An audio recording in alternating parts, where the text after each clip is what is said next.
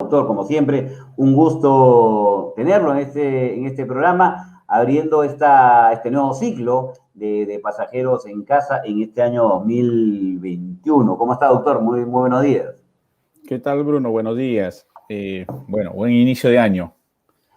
Correcto, igual, que sea un año importante. Y hoy para hablar, a ver, de un tema, me pareció interesante porque es lo sensible y lo intangible de la lógica jurídica, ¿no? Un tema Ya. ahí que en tu caso no los podría, a ver, o en tu caso ir descubriendo estas terminologías que es el lenguaje jurídico, que para mucha gente, por supuesto, para quienes no han estudiado teatro, o que no tienen el contacto, puede ser muy complejo. Por ello un poco la intención de abordar esta temática. ¿Qué es el lenguaje jurídico? Justamente el tema de lo insensible, lo inteligible y lo sensible parte por dos, es un constructo, bueno, desarrollado de las ideas de Platón, en la cual obviamente lo sensible es más apegado a la mundanidad, a lo fáctico, a los hechos, y lo inteligible sería la forma de las ideas de Platón, es decir, la forma de cómo operar con ello, es decir, el razonamiento puro. Por eso decía que la lógica tiene, en este sentido, tiene dos percepciones, una de lo fáctico y otro cómo operas con ello, a través, obviamente, del razonamiento. Entonces vemos que hay un constructo de las premisas en sí que pueden ser confrontadas, que pueden ser corroboradas, y otra es trabajar con ellas a fin de llegar a las causas explicativas a través de una conclusión. Pero ese es en cuanto a la pregunta del título, ¿no? Porque es insugerente. Claro. Pero en realidad habría que partir, como bien dices, con respecto al tema del lenguaje jurídico. Es decir, el lenguaje como un medio de comunicación, yo creo que inclusive más allá de la comunicación, es un constructo de realidades que a la par se va dando y por la cual obviamente merece una atención porque cumple ciertas funciones, diría yo. Y esto hay que recalcar. Las funciones pueden ser performativas, es decir, que partimos de enunciados en las cuales realizan el acto o realizan una acción por la cual obviamente no solamente informan, sino en este caso formulan, en este caso ciertos supuestos en la cual nos indican o producen ciertas acciones o decisiones. Es decir, a través del lenguaje se producen ciertas decisiones, podríamos decir así como John Austin cuando habla con respecto al tema del lenguaje, un lenguaje persuasivo. Es decir, en ese sentido, por ejemplo, vamos a ligarlo al derecho. ¿Cuándo sería un lenguaje, en este caso, que cumpla una función performativa o, en este caso, que produzca acciones o decisiones? Por ejemplo, cuando el magistrado diga a Juan lo sentencio a cadena perpetua. Prácticamente está, obviamente, modulando un comportamiento dentro de una sociedad. Es decir, que Juan va a ser castigado a cadena perpetua. O que quizás le diga a político X va a ser dictado con medida de detención preventiva. Es decir, prácticamente cambia el lenguaje, ya obviamente está tratando de incidir en un comportamiento en una sociedad. Es decir, produce una acción con su lenguaje. O, por ejemplo, cuando uno se va a contraer nupcias, dice, en este caso, vía civil o vía religioso, dicen, los declaro marido y mujer. Ya basta decir ese tipo de lenguaje o esta especie de grafemas o fonemas y prácticamente producen acciones en el comportamiento, porque obviamente decir los declaro marido y mujer ya conlleva a muchas consecuencias jurídicas. Es decir, ya cambian nuestras actitudes. Pareciera mentira, pero dos palabras convierten obviamente un testamento dentro de nuestras vidas y en la cual obviamente tenemos que sujetarnos a ciertos deberes. Al igual cuando un juez obviamente sentencia a una persona, también modula una conducta, porque obviamente esta persona tendrá que ir hacia un sistema penitenciario. Entonces, el lenguaje es muy importante no solamente por su carácter performativo, sino que también puede tener otra condición que sería la condición evaluativa. Es decir, un lenguaje evaluativo que evalúa, es decir, tiene la condición de ser evaluativa, es decir, va a considerar al modelo cartesiano, es decir, qué es lo bueno y qué es lo malo. Es decir, alguien podría decir en el derecho, es preferible mejor conciliar que litigar. Es preferible llegar a un buen acuerdo que llegar a un proceso judicial. Entonces, Siempre. este es un lenguaje evaluativo, está evaluando, no está cambiando ninguna conducta con su lenguaje. Lo que está haciendo es, al momento de expresar sus ideas, al momento de expresar sus grafemas, sus sonidos, está pensando y evaluando, prefiero 1000 veces conciliar que ir a un juicio, ¿no? Para no tener mucha carga procesal. Es decir, en ese sentido, el lenguaje cumple muchas funciones. Esa es la segunda función. La tercera función del lenguaje sería que es directiva. Directiva no al modo de ser imperativo, sino directiva porque en este caso cala más o tiene más profundidad. Es decir, por ejemplo, en cuanto direcciona el lenguaje, es que permite emitir órdenes, ¿no? Permite emitir órdenes. Por ejemplo, algo que me parece muy simpático. Yo tengo acá mi Constitución y voy a analizar el artículo 24, artículo 2, literal 24, inciso A. Miren lo que dicen. Nadie está obligado a hacer lo que la ley no manda, ni impedido de hacer lo que ella no prohíbe. Prácticamente está direccionando las conductas también, pero de una manera muy particular, da órdenes, es decir, nadie está prohibido de hacer lo que la ley obviamente no prohíbe. Es decir, por lo tanto, está direccionando o al menos está dando ciertas órdenes para estipular ciertas conductas. Pero, y ahí podríamos hablar de una interpretación. Y ahí va la siguiente pregunta sobre el tema del lenguaje jurídico y en todo caso sobre, a ver, la lógica jurídica. ¿Qué es la lógica jurídica? En realidad, esto también es un poco porque hablar de lógica jurídica es algo muy específico, porque diríamos en este caso de la hermenéutica o en este caso del mundo de las interpretaciones, la lógica jurídica está o subyace en base a una lógica que es algo común para todas las ciencias, pero esta lógica jurídica pertenece a una lógica deóntica. ¿Qué significa una lógica deóntica? Es decir, la misma norma, trabajar o operar con normas en cuanto a que son permisibles, prohibitivas, obligatorias, facultativas, ya conlleva hablar a la palabra deóntica. Es decir, esta lógica deóntica lo que nos dice o lo que nos manifiesta es que opera con normas, pero hay veces también hay un poquito de sesgo porque dicen, claro, pero la norma no tiene ningún valor porque no son verdaderas ni son falsas. Prácticamente son juicios hipotéticos, ¿no? Son juicios hipotéticos que tienen un vínculo jurídico, pero son juicios hipotéticos nada más. Por lo tanto, ¿cómo se puede hablar de una lógica de algo que no tiene el carácter de verdad o falsedad? Creo que esto, justamente por eso surge la lógica deóntica, para desmitificar ello, porque lo que va a calificar es a medida que esté interactuando con los hechos. A medida que la lógica normativa esté interactuando con los hechos, ya se puede hablar de una lógica deóntica, ¿no? Propiamente lógica jurídica. Perfecto. Y esto, a ver, ¿cómo podríamos entender esto de verdad o verificalidad, por ejemplo? Claro. Lo que pasa es que en el mundo de la modernidad, en el siglo XVII, con René Descartes o René Descartes, llegó a hacer una especie taxonómica, es decir, a clasificar lo verdadero y lo falso, lo bueno y lo malo. Pero esta dicotomía es, por decir, inaceptable a la fecha, porque, es decir, negar un hecho no quiere decir que sea lo opuesto, aunque diría lo contrario. Es decir, ¿a qué me estoy refiriendo? La verdad, ¿desde qué punto de percepción estamos hablando? ¿La verdad de los vencidos o de los vencedores? ¿La verdad de quién? Es decir, justamente por eso surge la lógica.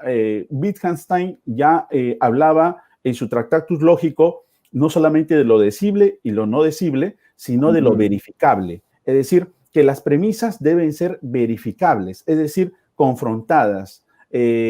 Por ello, hablamos dónde está la verdad. Es decir, hay muchos filósofos que comienzan como Hobbes, ¿no?, que se cuestiona con respecto a la verdad y a la falsedad, que como atributos del lenguaje, no de las cosas, es decir, existen o no existen. Entonces, justamente en este caso podemos hablar quizás en la lógica, a través siempre con el tino o apuntar a que si es verificable o no verificable la premisa, y para esto traer convicción al magistrado de acuerdo a los fines que tiene los medios probatorios. Lo que hablamos es de una verdad material y de una verdad formal. Es decir, una verdad material en cuanto que corresponde a los hechos, ¿no? Corresponde a los hechos, corresponde a la cuestión fáctica. Es decir, Juan está en casa.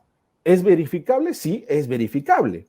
Es una verdad material porque es verificable. Llamo ahorita a su hermana de Juan y le digo, ¿está en casa? Sí. Entonces es verificable. Pero esa es verdad material, pero no verdad en el sentido como la que creemos que es la única verdad, sino que es verificable. Es decir, las premisas tienen que ser verificables, pero en cambio la verdad formal sí necesita de que obviamente haya un procesamiento dentro de esta caja negra de que razonemos. Por ello digo, las premisas o la lógica, el raciocinio, que tiene que ver mucho con la lógica, tiene que ver con dos compuestos, uno con la materia y otro con la forma. ¿Qué significa esto? Las premisas en sí mismas es materia, en sí misma es carne. ¿Por qué? Porque hay que verificarlo si las premisas son verdaderas o son falsas. Es decir, por eso, mientras que en cambio, al estilo de una analogía, de una metáfora, carne y espíritu, el espíritu sería la forma, es decir, el razonamiento, las ideas, lo sensible, lo que tenemos que operar con ello. Es decir, por eso hablamos de materia y forma dentro del raciocinio. Entonces alguien me diría, ¿y qué son las premisas? Las premisas es la materia, es la carne, es donde obviamente lo que te da, y es inmodificable para el derecho, porque son los hechos. Pero en cambio, lo que va a hacer el juez va a ser solamente operar con lo que ya está en los hechos. En este sentido, puede operar de una forma inductiva o deductiva, o quizás de otro tipo de razonamiento. Pero justamente eso es lo sensible, mientras que lo inteligible es las premisas. Correcto. Ahí, ya que hemos entrado en ese campo especulativo y en donde obviamente también entra a tallar, por ejemplo, la deducción. Exacto. La deducción es una forma de razonamiento, no cabe duda. Pero, es decir, nosotros tenemos que entender esto. Una cosa son los medios probatorios, que son los hechos, que van a confrontar los hechos, que van a confrontar las premisas, donde obviamente está dentro del mundo que es el expediente, para hablar de una lógica jurídica, no lo que dijo el económico, el economista, ni el sociólogo, ni el politólogo. El mundo es el expediente. Lo demás no puede inmiscuirse o tratar de contagiar el expediente. ¿Por qué digo esto? Porque las premisas parten desde el expediente. En este caso, entonces, si los hechos y las pruebas están dentro del expediente, entonces, ¿dónde se encuentra la deducción? La deducción es una forma de razonamiento, nada más. La deducción es una forma por la cual opera el magistrado. En este caso, para develar si existe, obviamente, de una forma abstracta, si se puede confrontar, si le convence a él. Entonces, la deducción es una forma de razonamiento, como por ejemplo, lo encontramos en los sucedáneos, que pueden ser en las presunciones. Por ejemplo, cuando alguien puede ser una presunción legal, incluso normativa, o una presunción judicial, porque la realiza un juez. Por ejemplo, cuando el artículo 1362 del Código Civil dice los contratos deben negociarse, ejecutarse, modificarse de acuerdo a la buena fe. La pregunta es, ¿y quién es el que valora la buena fe? Justamente la buena fe lo valora el magistrado. Por lo tanto, esa es una presunción judicial, donde el juez va a hacer un razonamiento deductivo. Va a partir primero de la norma que habla de la buena fe y luego va a aterrizar hacia la parte, hacia el caso concreto. Va a decir, acreedor y deudor están dentro de la prognosis de que sí están dentro del artículo 1362. ¿Por qué? Porque quizás las conductas se corroboran ¿con qué? Con el contrato, porque en el contrato está establecido objetivamente cuál es el performance que deben tener al momento de negociar. Es decir, aquí hay una presunción judicial, hay un razonamiento deductivo, pero también hay razonamientos de por sí que no necesitan del juez, sino recaen y se agotan en la misma norma. También eso es una operación deductiva, como por ejemplo, los bienes registrables. Es decir, cuando presumimos que aquel que está registrado, el bien que está registrado en registros públicos, se considera como propietario porque le brinda seguridad jurídica. Nadie puede decir lo contrario. Es decir, incluso esa presunción es jure et de jure. Es decir, no admite prueba en contrario. Si yo le compro un bien a Bruno, es decir, porque lo he visto que está inscrito en registros públicos y no tiene gravámenes, no tiene juicios, está libre de hipotecas, prácticamente entonces es válido y nadie puede decir lo contrario. Se admite que él es el único propietario. Pero de pronto alguien aparece y dice, no, yo acá tengo un contrato privado de hace 60 años, yo tengo acá una minuta legalizada, con firma legalizada. No, no, no. Aquí la norma dice, me olvido de todo ello porque el todo, en este caso la deducción, el todo, es que la norma es bien clara. Se reputa como único o hay preferencia registral a aquel que está inscrito en registros públicos. Por lo tanto, los demás no atañen y esto es lo que se cumple. Esa es una presunción o un razonamiento deductivo, pero que se agota en la misma norma. No necesita que opere el juez. ¿Cuándo necesita que opere el juez? Cuando la norma le da el permiso al juez para que opere y haga el razonamiento deductivo. Entonces, la deducción en realidad es una proposición categórica en donde obviamente existe un vínculo necesariamente porque justamente las premisas parten de la norma, la cópula, es decir, el nexo es el raciocinio, el vínculo que hace el juez hacia, en este caso, hacia las partes.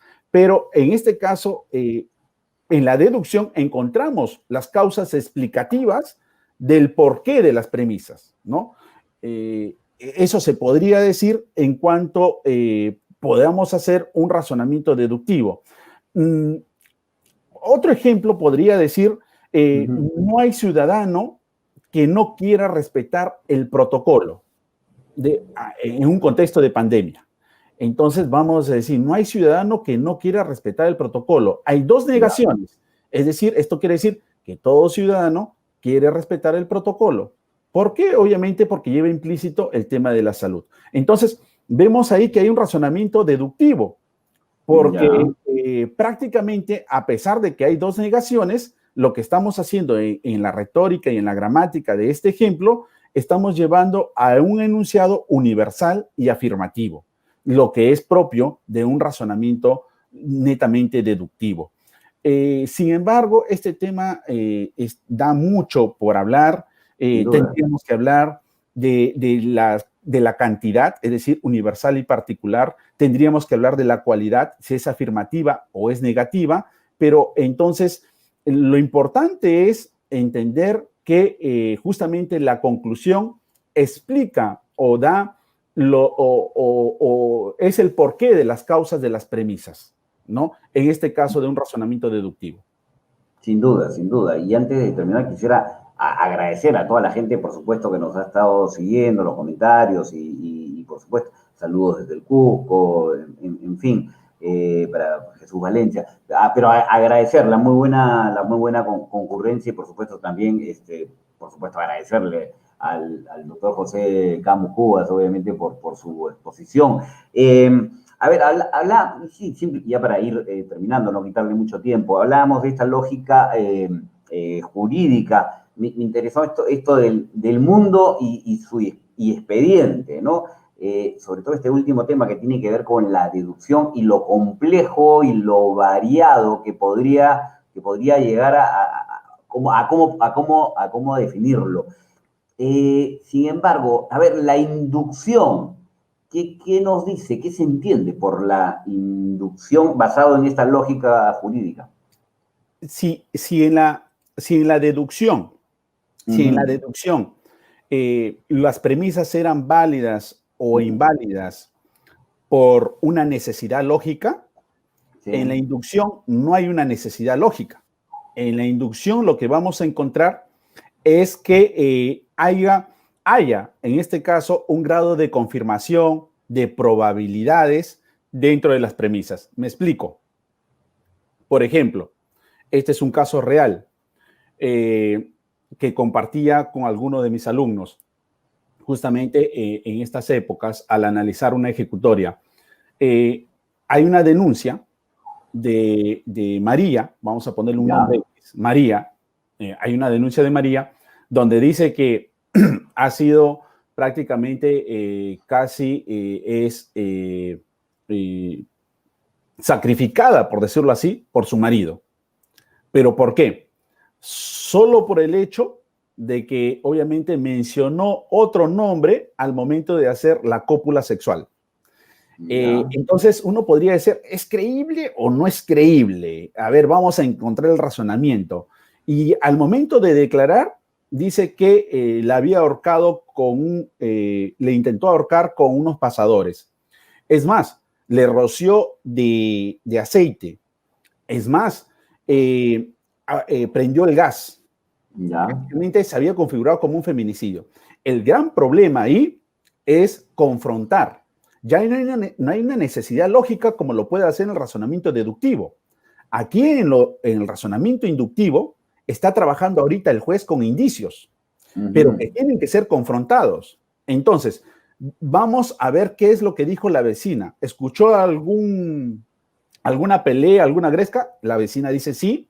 Ujú. Vi que la señora salió desnuda pidiendo auxilio. Ya sí. Resulta que estas evidencias o estos indicios resultan un poco que hay credibilidad. Correcto. Luego vemos que encontró el policía. El policía encontró un acta, hizo su acta y en el acta encontró que su ropa que estaba tirado en el suelo olía a aceite aceite y tenía un líquido viscoso todo de aceite. Mira, segunda evidencia, ¿qué más encontró? En el acta también suscribe que encontró 2 pasadores. Entonces, vemos que a través de ciertos indicios, la conducta, la declaración de parte, en este caso de la agraviada, resulta ser totalmente creíble. ¿Y qué es lo que dijo el Poder Judicial? Dijo, aquí indudablemente hay violencia familiar, no hay ningún problema con ello, pero vamos a ir más allá. De todos estos indicios que se han confrontado con los hechos fácticos, es indudable que hay una tentativa de feminicidio. Claro, no se consumó, pero sí ha habido la tentativa de feminicidio. ¿Por qué? Por el acta se ha confrontado con el acta del policía, porque el acta real, porque hay el testigo de la vecina que es al otro lado Ujú. del departamento, y por lo tanto vemos que todos estos indicios, la suma de los indicios, constituyen un valor probatorio porque se han confrontado con ciertos medios probatorios en sí. Entonces, cuando uno trabaja con indicios o evidencias, está haciendo un razonamiento deductivo. ¿Por qué? Porque es una hipótesis. Puede ser factible como no puede ser factible. Pero en cambio en lo deductivo no. En lo deductivo es factible. Lo que pasa hay que aterrizar al caso concreto. En cambio, es decir, del todo hacia la parte. Pero en cambio en el razonamiento inductivo vamos de evidencias o de indicios hacia una afirmación universal. El señor X sí quiso matarla, en este caso, a María en el grado de feminicidio. Pero ¿cómo hizo? ¿Operó con qué? Con el razonamiento. ¿En base a qué? A un razonamiento inductivo. ¿Pero con qué? Con evidencias, con indicios, que luego fue confrontándose y la suma de todos estos indicios causó convicción al magistrado. Prácticamente ahí, por decir, es un ejemplo real y tenemos un razonamiento inductivo, ¿no? Correcto, correcto. En verdad, agradecer, insisto, a la gente que nos está acompañando en este momento. Salsal Beca de Tumbes, como siempre, un gusto. Y quería hacer, en todo caso, le plantean una pregunta y apelo a la capacidad de síntesis, en todo caso, digamos, por el tiempo. A ver, no quería dejarla pasar. José Luis Montalvo Chirimía, muchas gracias por acompañarnos y por participar. Nos pregunta, tengo una pregunta, espero que pueda hacerla al llegar al doctor. ¿Es suficiente la verificabilidad de las premisas, medios probatorios, para despejar toda la duda razonable y causar convicción en el juez? Muchas gracias, José Luis. Claro. En realidad, sí, para mí es un gusto y voy a tratar de ser bien sintético. El tema es justamente, y creo que la pregunta va por el tema de la presunción de inocencia. Vamos a poner un ejemplo. Correcto. Es decir, hay un estándar de la prueba. Es decir, si yo cumplo con el estándar de la prueba al momento de hacer mi acusación fiscal, prácticamente se corrobora un juicio de reproche de que no solamente es antijurídico, sino que también es culpable. Pero si vemos que uno de los medios probatorios, que puede ser los testigos, el acta, la declaración, la pericia, se contradice, entonces presunción de inocencia. No cabe duda, porque obviamente no cumple el estándar de la prueba. Y si no cumple el estándar de la prueba, entonces se aplica un principio no solamente constitucional, sino que está en la Convención y en los tratados internacionales del Pacto de San José de los Derechos Humanos. Es decir, hay que presumir la inocencia, porque hay la duda razonable. Y es, por lo tanto, la verificabilidad va a caer o no va a tener un sostenimiento, no va a tener una convicción, una fortaleza, siempre y cuando haya contradicciones. Es decir, contradicciones en cuanto a los medios probatorios, porque basta que haya una contradicción y entonces hay la duda y por lo tanto la teoría del caso, que tanto se habla con el nuevo Código Procesal Penal, apuntaría la tesis a la presunción de inocencia. Correcto, perfecto. Nada, muchas gracias. Muchas gracias a la gente que ha participado. Ya saben, todos los lunes estamos con el doctor José Camos Cubas, obviamente para quienes quieran seguirlo, estamos aquí y por supuesto reiterar el agradecimiento y por participar en el programa. Como siempre, un gusto. Nos encontramos el próximo lunes. Gracias a ti, Bruno, y buen inicio de año para todos y para toda la comunidad. Más bien agradecerte y reiterarte el agradecimiento por este espacio. Un abrazo. Perfecto, no, el agradecimiento de nosotros. Muchas gracias.